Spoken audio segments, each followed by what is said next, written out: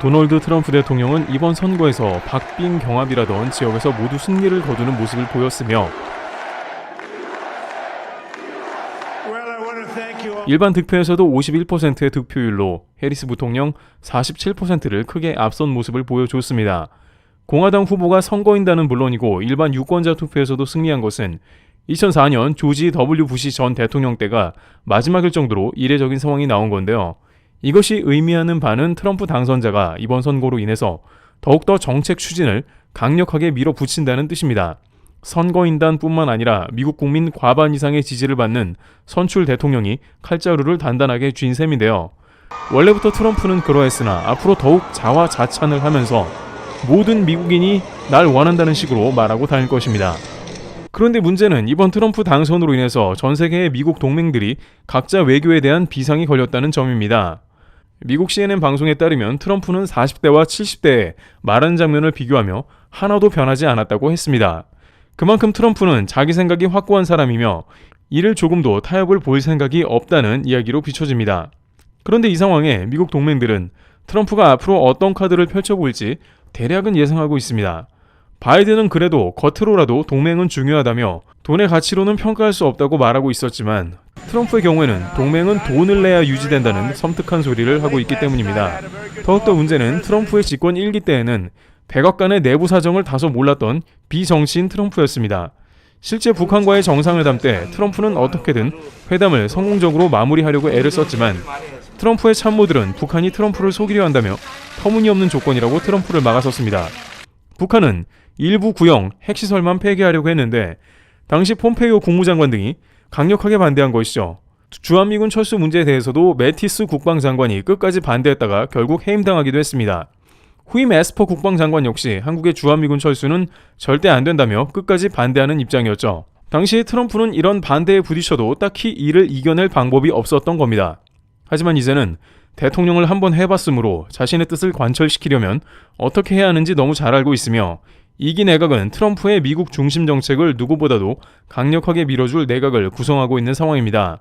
그런데 트럼프 당선자의 한국에 대한 한마디가 주변국을 얼어붙게 하고 있는 상황이 전해지고 있습니다. 특히 유럽과 일본에서는 트럼프의 이번 당선에 대해서 상당한 부담을 안고 있는 것으로 드러나고 있는데요. 막상 트럼프의 구상에서 한국은 우수한 성적을 받고 있다는 의견이 등장하기 시작한 것인데 유럽과 일본의 경우를 각각 살펴봐야 하는데 트럼프는 한국 관련한 중대 발언을 하며 이들을 당황하게 했습니다. 특히나 일본에서는 차기 국가 전략 사업을 곧바로 트럼프의 발언으로 인해 포기하게 생겼다는데요. 우선 이를 이해하기 위해서는 트럼프가 항시 방위비에 대한 중요성을 얘기한 것을 봐야 합니다. 먼저 유럽의 경우에는 지난 트럼프 1기 집권 시에 충분한 방위비를 지불하지 않았다는 말을 상기했는데요. 현지 매체 디펜스 입스타 등에 따르면 트럼프 대통령은 수십 년 전과 수년 전 그리고 오늘 당장 똑같은 말을 반복하고 있는데 당시 독일을 향한 트럼프 대통령의 한국과의 비교 장면이 특히 주목해야 할 점이라고 강조했습니다. 트럼프 대통령은 독일 메르켈 총리와 사사건건 대립하고 있었으며 러시아 가스를 받지 말라고 했습니다. 노르트 스트림 2를 러시아와 추진하고 있었던 독일 입장에서는 안보에는 아무 문제가 없다고 주장했습니다. 하지만 트럼프 당시 대통령은 결국 러시아는 가스를 가지고 독일을 협박할 것이라고 지속적으로 경고했고 러시아 가스를 쓰는 것보다 미국 가스를 쓰는 게 독일의 안보에 좋으니 미국 셰일 가스를 쓰라고 압박했습니다. 그런데 당시만 해도 이러한 트럼프의 말은 유럽에서 비웃음을 당하면서 트럼프가 속물이라 여겼습니다. 유럽에서는 러시아 가스는 싸고 거기에 노르트 스트림 2 가스건으로 오면 훨씬 편리하다는 것입니다. 미국 셰일 가스는 배로 와야 하고 가격도 더 비싼데 평화의 시대 유럽에서 러시아의 압승이라는 겁니다. 하지만 놀랍게도 러시아는 우크라이나와 전쟁을 일으켰고 그 주요 원인 중 하나는 우크라이나를 지나가는 가스 송유관 문제였고 이것으로 시작된 전쟁은 아직까지도 진행 중이고 북한군까지 등장한 겁니다. 트럼프 말대로 러시아는 가스로 유럽을 압박하기 시작했으며 결국 유럽은 미국 셰일가스를 들였습니다. 애초에 트럼프 말을 듣고 미국 셰일가스의 상당량을 분산했다면 유럽의 가스 대란은 오지 않았을 수 있습니다. 하지만 우크라 전쟁이 난 그해 겨울 유럽의 가스는 모자랐고 전기 사용료는 두세 배, 최고 10배 이상 튀어오른 것이죠. 그러면서 트럼프는 유럽의 안보를 지적하면서 방위비를 한국만큼은 써야 한다고 한 겁니다. 당시 유럽의 방위비는 GDP 대비 1% 되거나 주요국의 경우 그 이하인 경우도 부지기수였던 것으로 보입니다. 트럼프는 전혀 돈을 내지 않고 미국만 기대고 있는 독일에 있는 미군을 당장 철수시키겠다 했으며 당시 GDP 2% 중반 정도를 부담하고 있는 한국 정도로 방위비를 더 올려야 한다고 강조하기도 했습니다.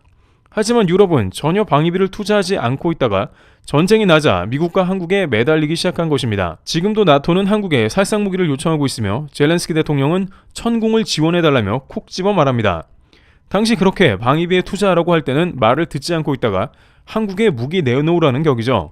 하지만 문제는 유럽 내부에서는 벌써부터 트럼프 대통령 집권 뒤 러시아가 전쟁을 종료하면 유럽에는 다시 평화의 시대가 도래할 것이라며 방위비를 줄일 생각부터 하고 있는 상황입니다. 또다시 미국에 기대면서 기생하고 한국에 대해서는 K방산이 필요 없다며 배제하는 분위기가 될 수 있죠.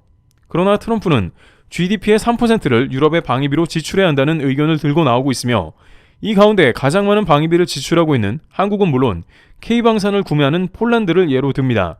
폴란드는 한국의 방산을 싸들이는 관계로 최근 방위비가 GDP의 4.3% 정도를 기록하고 있습니다.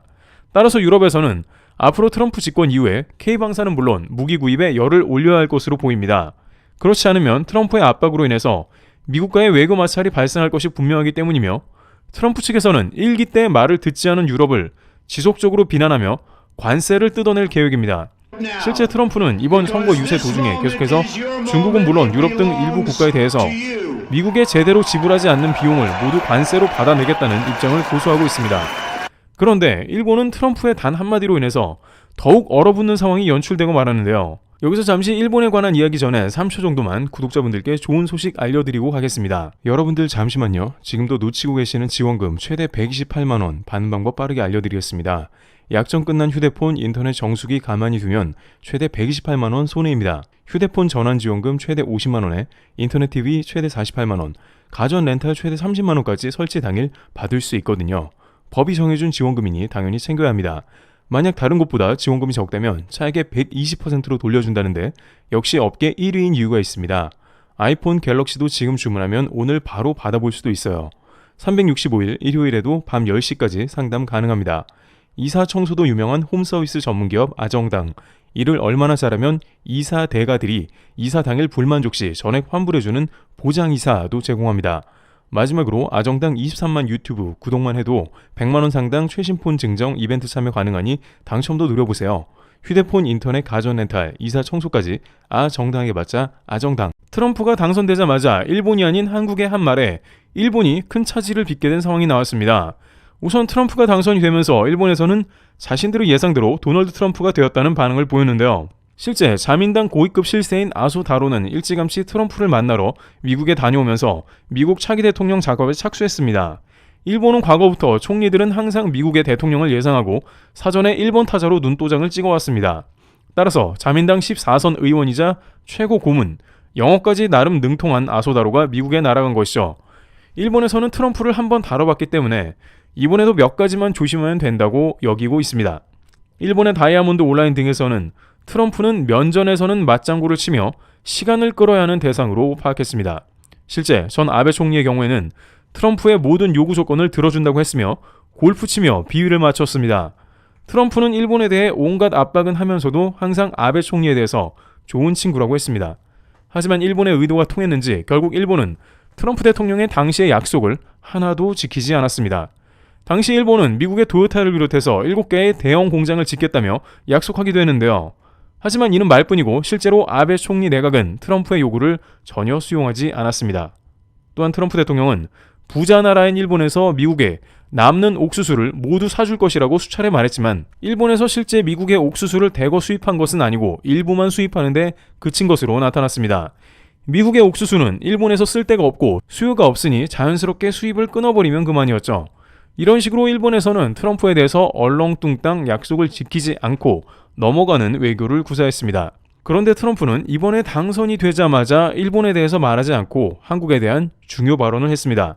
그는 한국의 조선업이 도움에 필요하다라며 한국 보고 도와달라는 제스처를 취한 것입니다. 일본 ANN 뉴스에 따르면 트럼프가 도와달라고 말한 것은 매우 보기 드물다 하고 전하면서 이는 한국에 도움을 요청한 상황인데 동시에 일본을 언급하지 않은 것은 심각하다고 봤습니다. 왜냐하면 일본은 현재 군함 수출을 비롯해서 방산과 조선업을 부활시키려 준비 중이며 반도체를 비롯한 각종 산업에서 예전의 영광을 되찾기 위한 시동을 걸고 있는 모습입니다. 당장 호주와의 10조 원짜리 함정 프로젝트도 일본이 반드시 수주하겠다는 열의를 보이고 있으며 미국의 군함 건조는 물론 정비 사업인 MRO 사업까지 일본이 따낼 수 있는 준비를 하겠다고 했습니다.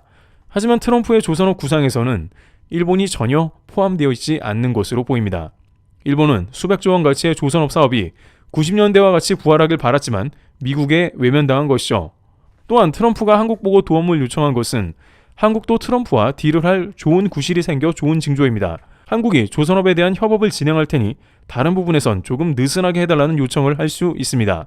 특히 한국은 반도체를 비롯한 에너지나 배터리 등 다른 다양한 부분에서도 미국에 이미 공장을 세웠으므로 조선업까지 미국과 협업을 하는 국면이 되기 때문에 한국은 반드시 필요한 파트너로 자리 잡고 있으나 일본은 이리저리 피해만 다니다가 이제 집권 2기가 되면서 제대로 걸려버린 꼴이 되었습니다. 그러다 결국 트럼프는 선거 다음 날이 되자 일본에 대해서 처음 입을 열었는데요. 트럼프는 엔저는 치명적이다, 최악이다 라면서 일본의 엔저를 저격하고 나섰으며 일본 수출 기업이 미국의 마음대로 팔아먹는다면서 일본 수출 경제를 압박하고 부정적인 멘트를 했습니다. 일본이 현재 유일하게 잘 되고 있는 게 엔저로 인한 수출인데 트럼프는 이를 꿰뚫어 보고 있는 겁니다. 한국과는 다른 국면이기 때문에 일본 내부적으로는 매우 심각한 상황을 감지하고 나섰습니다. 일본 요미우리 등 주요 매체에서는 집권 2기 트럼프는 훨씬 효율적으로 매섭게 다가올 수 있다면서 동북아에서 일본에 받아내지 못한 다양한 청구서를 회수하려고 작업에 착수한다고 우려하고 있습니다. 이와 같이 트럼프 집권 뒤에 한국은 다양한 측면에서 비교 우위 포지션에 있는 것이 확인되고 있습니다. 물론 한국도 트럼프의 청구서를 받겠지만 확실한 것은 한국은 기여도가 높으며 미국은 도움을 받아야 하기 때문에 다른 국가와는 다소 다른 지점에서 트럼프 2기를 적절하게 대처하며 시작할 수 있다는 예상이 나옵니다. 트래블2였습니다. 감사합니다.